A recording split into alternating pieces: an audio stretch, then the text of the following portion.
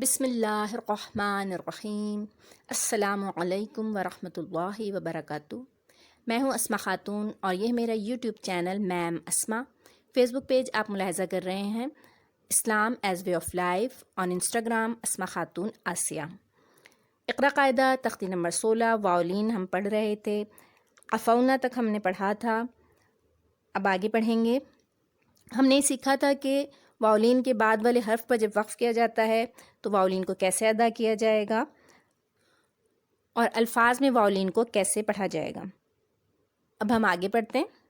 را و زبر رو، حادو پیش خن، روحن وقفن روح، یا زبر یا، را و زبر رو، یرو نون زبرنا، یرونا، ہا الف زبر ہا، یرونہا وقفن یرونہا۔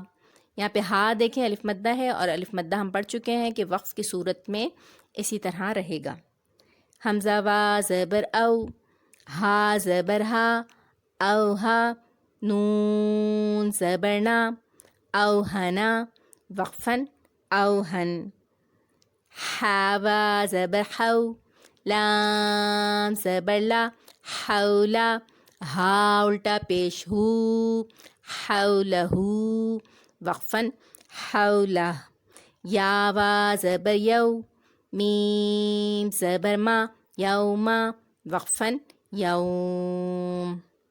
تا وا زبر تو، با زبر با، توبہ، تا دو پیش تن، توبتن وقفن توبہ۔ گولتا جو ہے وقف کی صورت میں ہاں میں بدل جائے گا، یہ بھی ہم اپنے پچھلی کلاسز میں پڑھتے رہے ہیں۔